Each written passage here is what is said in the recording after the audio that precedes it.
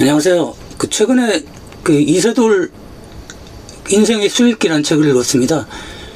굉장히 재밌게 읽었고요. 예측 불가능한 시대에 필요한 승부사의 사고법이라고 그래가지고, 본인이 이제 바둑을 두면서 느꼈던 여러 가지 생각들을, 독자분들에게 전해주기 위해서 쓴 책이고, 배워야 될 부분이 굉장히 많습니다.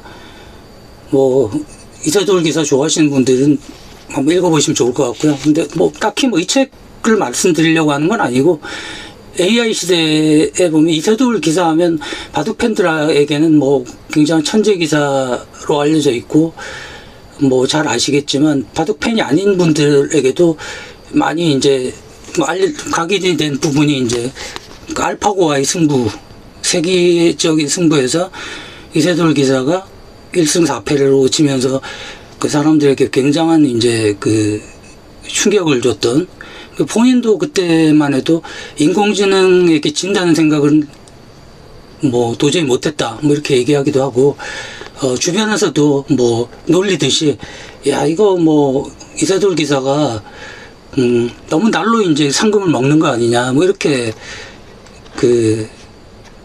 조은현 기사 같은 분들이 스승인 조은현 기사 스승의 스승이죠. 이렇게 놀리기도 했다는데, 그리고 이세돌 기사뿐만이 아니라 어떤 이들은 바둑같이 복잡한 게임은 아마 인공지능이 인간을 이기는데 상당한 시간이 걸릴 것이다. 아마 10년, 20년, 어쩌면 내가 죽기 전에는 그런 일이 있지 않을 것이다. 그러니까 한 4, 50년도 걸릴 거라고 생각을 했었던 사람들이 굉장히 많았었는데, 이세돌 기사가 이제 치면서 그게 정말 인공지능이 정말 많은 걸 변화시키고 사람들의 일자리를 뺏겠구나라는 생각을 가지게 만든 것 같습니다. 근데 이게 정확하게 말하면 사실 이세돌 기사가 인공지능에게 최초의 승리를 거둔 기사다 이렇게 흔히 얘기를 하는데, 저는 그건 정확한 표현은 아닌 것 같고요. 인공지능도 여러 가지 종류가 있으니까 이세돌 기사는 알파고에게 마지막으로 승리를 거둔 기사입니다. 알파고가 업그레이드 되기 전에는 당연히 인간 기사들한테 판판이 깨졌죠. 그러면서 이제 계속 학습을 하면서 조금씩 이겨나가다가 이제 유럽 챔피언도 이기고 이러다가 이세돌 기사 이제 세계 최강급이라는 이세돌 기사한테 이기면서 이제 자기가 바둑은 인간이 근접하기 힘들 정도의 이제 수준을 올라섰음을 이제 증명한 셈인데, 그리고 나서 이세돌 기사를 이기고 나서도 커제라든지 이런 세계적인 기사들을 모두 이기고 알파고가 은퇴했기 때문에 이제는 알파고를 이기려고 해도 이길 수가 없는 사실은 인간이 삽질로 포크레인을 이기겠다 이런 무모한 걸 떠나서도 인간이 삽질을 너무 잘해서 포크레인 이길 수 있는 사람이 나타날지 모르겠지만, 이제 알파고 자체가 은퇴했기 때문에 이길 수도 없는 상황이 돼버린 건데요. 그러니까 바둑계가 엄청난 변화가 있었습니다. 그러면서 이제 이세돌 기사는 내가 알던 바둑이 끝났다, 내가 알던 예술로서의 바둑, 낭만적인 바둑이 끝났다고 은퇴를 선언했고, 지금 젊은 기사들은 다 AI를 보면서 AI가 사람 스승이 아니라 AI와 바둑을 두면서 AI의 조언을 따라 공부를 해서, AI를 이긴다는 생각은 이제 전혀 하지 않고 이제 사람끼리 두는 바둑 하브리그가 된 거죠. 그래서 바둑계가 엄청난 변화가 있었는데, 이런 변화들이 이제 모든 분야에서 특히 저는 글 쓰는 사람이니까 그런 또 두려움이 있는데, 얘는 책 한 권 분량의 텍스트를 던져주면 1초면 다 읽어버리고 그 내용을 요약을 하는데, 인간이 이런 걸 따라갈 수는 없지 않습니까? 그러다 보니까 이게 기자나 글쟁이 인터뷰도 없는 직업이 될 수도 있겠다라는 생각이 드는데, 그럼에도 불구하고 좀 대안을 찾아봐야 되니까 이제 고민들을 쭉 하는데요. 예전에 이제 뭐 꼭 이거하고 AI하고는 비교를 할 수도 없겠지만 처음에 사진이 등장했을 때 이제 화가들이 느꼈을 충격은 어마어마했을 거지 않습니까? 그러니까 그때만 해도 그림을 실물과 똑같이 그리는 게 이제 잘 그리는 거고, 뛰어난 화가의 이제 어떤 자질이었는데, 그 사진이 나타났으니까 사진보다 더 정교하게 그리기는 어렵지 않습니까? 그러니까 사진하고 거의 사진과 흡사하게 그렸다는 건 있을 수 있지만 사진보다 정교하게 그릴 수는 없기 때문에 그 화가들이 이렇게 충격들이 엄청났는데, 그래서 화가들이 대안으로 찾은 게 이제 본대로 그리지 말자. 이렇게 내가 인상을 강하게 받았던 부분들을 더 인상적으로 그래서 뭐 인상파가 나오기도 하고, 뭐 피카소처럼 막 그 어떤 사물을 해체하고 뭐 자기 나름대로의 재조립을 하고 해석해서 만드는 작품들. 그래서 결국 미술이 죽었냐? 미술이 죽지는 않았거든요. 그러면서 그래서 오히려 어떤 면에서는 화가들이 더 뛰어난 예술가로서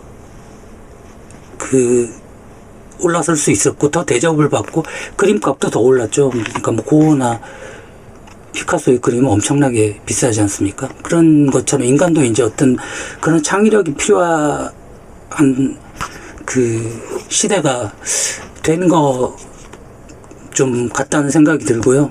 그런 고민들을 더 해야 되지 않나라는 생각이 들고, 뭐 이를테면 그런 서비스가 있었습니다. 미국에.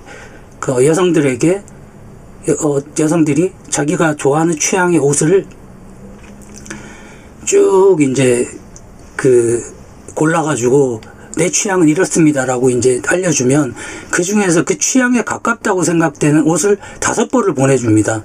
5벌을 보내준 다음에 그 고객이 한 벌만 고르고 4벌을 다시 반품을 하죠. 반품을 하고, 그러면 그 고객의 데이터가 점점 쌓일 거지 않습니까? 그러니까 이 사람은 이걸 고르고 이걸 반품했구나.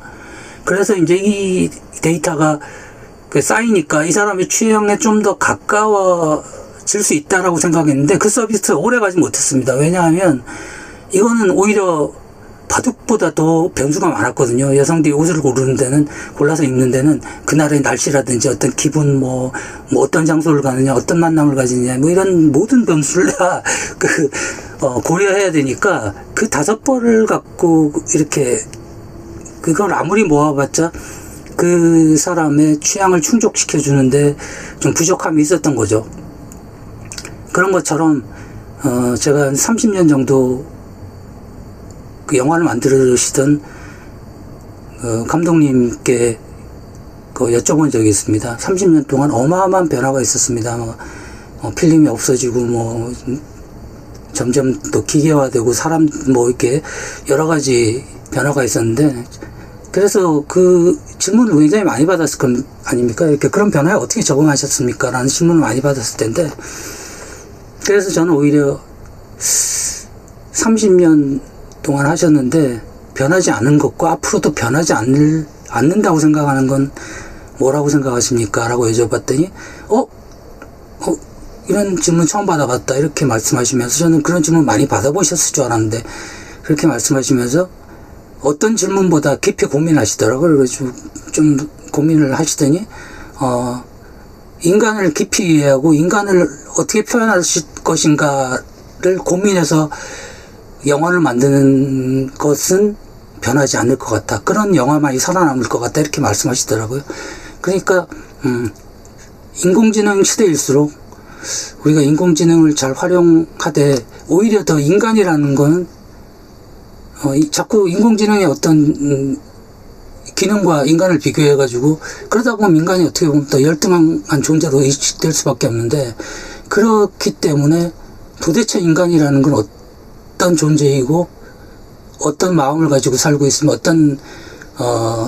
그럼에도 불구하고 인간은 왜 소중한가, 이런 부분에 대해서 깊이 천착을 해야 될 것 같고, 그래야지 조금 더 계속 AI 시대에도 사람들이 살만한 세상이 될 것 같다는 생각이 듭니다. 뭐 그냥 되게 짧은 생각인데 한번 해봤고요. 여러분께서도 뭐 좀 AI 시대에 나는 어떻게 살아남을 것인가 이런 고민들을 해보셨다면 댓글 달아주시면 저에게도 많은 공부가 될 것 같습니다. 감사합니다.